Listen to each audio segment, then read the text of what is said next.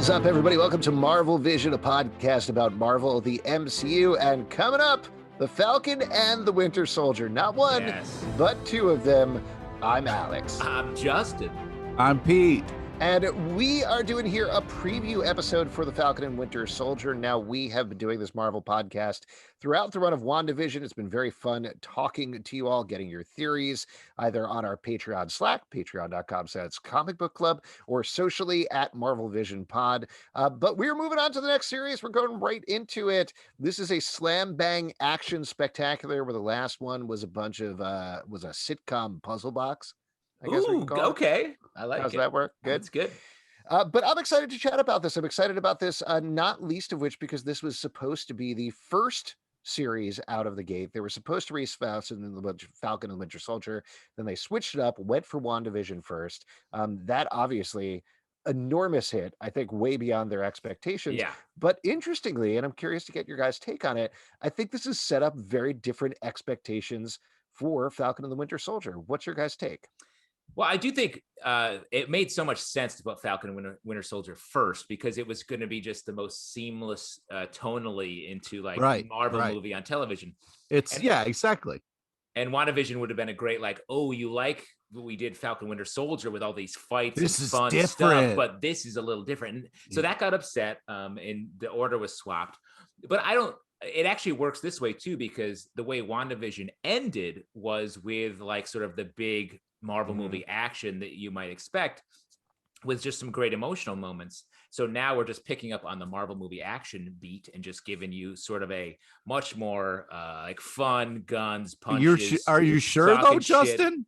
I'm pretty sure. I don't know, man. Sure. What if people are like, I miss the weird, quirky, I don't know what's happening. I'm trying to shoehorn in my philosophies from comic books onto the show and it may or may not pay off. Wait, are you saying that maybe Grief is just a buddy comedy persevering?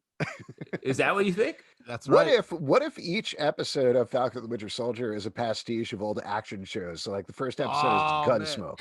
And then the next episode is A-Team. Come on, dude. Yes, A-Team, just stop there. That's where it peaked. That's it? That's it. Can't get any better than that. Miami Vice. There's a Miami Vice episode. Oh, man. That'd be crazy. Now, let's talk about the actual content of the show before we get too far into it, though I'm sure everybody is familiar. This is picking up on the end of Avengers Endgame. It was actually supposed to come out, I believe, in August, right after that. Yeah, what happened? I don't know. Don't tell him. Well, don't tell him. We've lasted a whole year without telling him anything about COVID. Don't tell him at this point. Yeah, he doesn't know anything about it. Everybody looks at me weird when I walk outside. I don't get it. Pete still thinks we're talking about Ovid, his favorite poet, canonical poet. Is that what you were dropping? I was about to say philosopher, but that was wrong. It's pretty, there was some philosophy in there. So this series buddies up Bucky Barnes, aka the Winter Soldier, and Sam Wilson, aka the Falcon, takes them and is picking up on the fact that Steve Rogers passed the shield onto Sam Wilson. We don't know a lot about the plot, but we do know a couple of things that are going to happen and certainly have some speculation and guesses.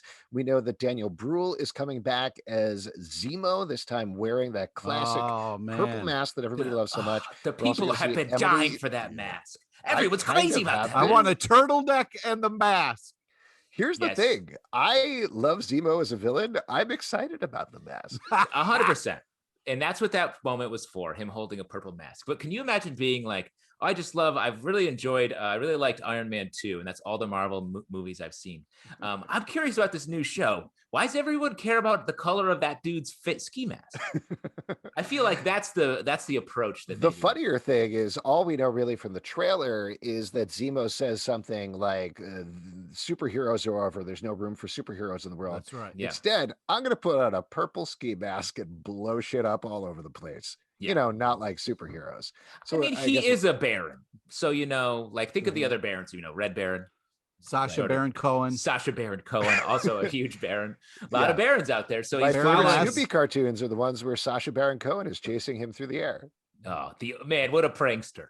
Mm-hmm. He's goes up to Woodstock, says, "My wife." The next in a long line of many, many Barons is Baron Zemo. Yes, exactly. A Other turtleneck folks on that all are of them. other folks that are showing up. We know that Emily Van Camp is going to be back as Sharon Carter, aka Woohoo! Agent 13. So that should be fun. And there's a new one, which is a very interesting twist on the plot. Wyatt Russell is going to be there as John F. Walker, aka U.S. Agent. So we've talked about this a little bit on other podcasts. We do a live show every Tuesday night at 7 p.m. Crowdcast and YouTube. I think we talked about it there. But U.S. Agent is, I think, presumably going to be the person that the government assigns to be Captain America, leading to some sort of battle for the shield type thing. Does that seem fair? Yeah, and I think it points to this show is going to be about like who deserves the mantle of Captain America, with John Walker being like definitely not him, but it really being the interplay between Bucky and Sam about who. And I think they're both going to want it. They both think they are the better inheritor of the shield than the other. But also that, let me finish. But also, it's a heavy mantle. They can know that they can't ever really live up to their idol, their mentor, Steve Rogers. So it's a great push pull between the internal fight of like, do I deserve this, and the external like, well, I deserve it more than this dude over here. All he does is have one big metal arm. Wait. First off, there was a handoff. All right. Old one handy or one army didn't walk over and grab the shield. All right.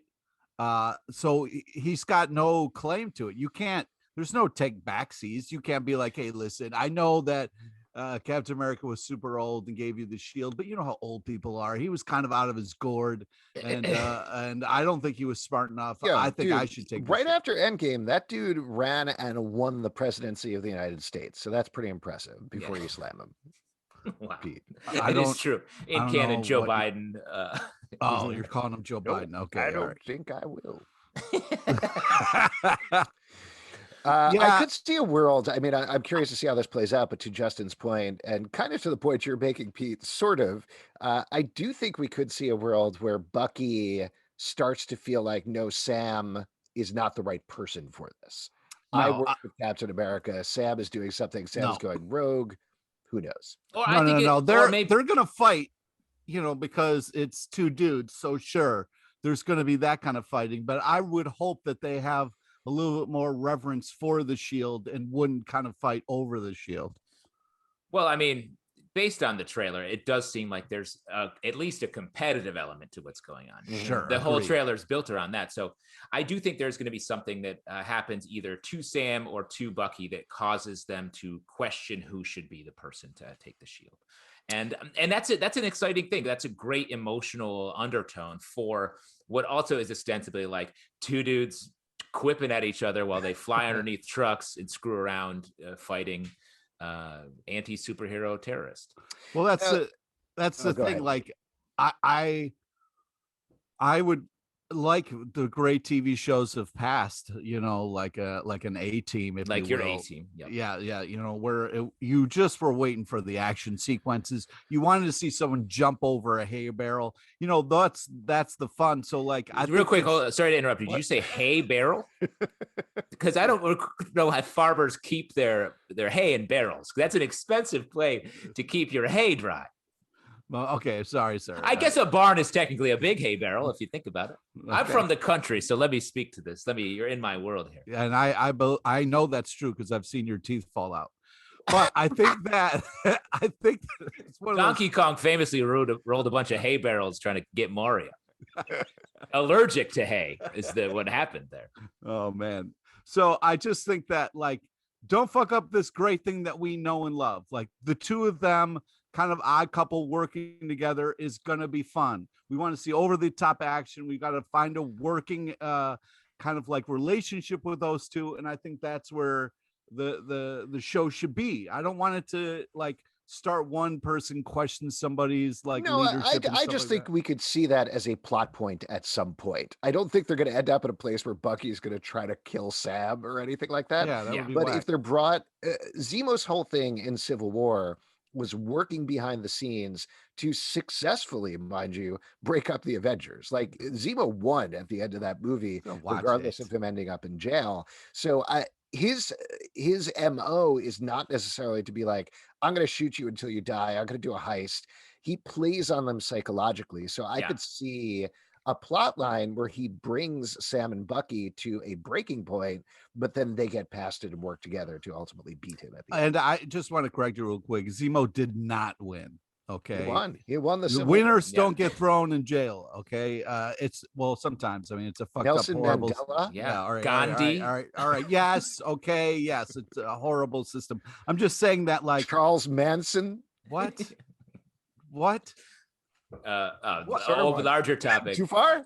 Yeah, way too far. You should check out our true crime podcast where Alex roots for the killers. Oh my God. I think get another one. I always say. Maybe I have to rewatch it, but I remember Black Panther coming out on top at the end of Civil War. So that's how I think at the end of Falcon and Winter Soldier, they take the shield, split it in half, write best on one side, friends on the other. And they each take their half. And whenever they come together, they get a whole shield.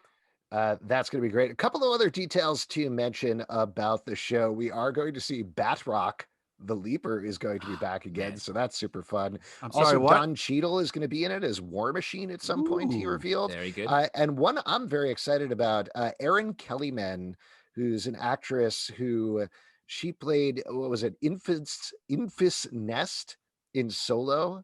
I don't know if you remember that, which ended up in a very weird reveal and petered out. And obviously people have mixed feelings about Don't Solo. say stuff like that. But she peated out. Sorry. But she was great in that movie, and she's going to be playing Flag Smasher. So I think that's going to be exciting to see. And the last thing that I'll mention that I do think is kind of interesting is that Malcolm Spellman is the guy behind the scenes. He's the guy who created the show as the showrunner of the show.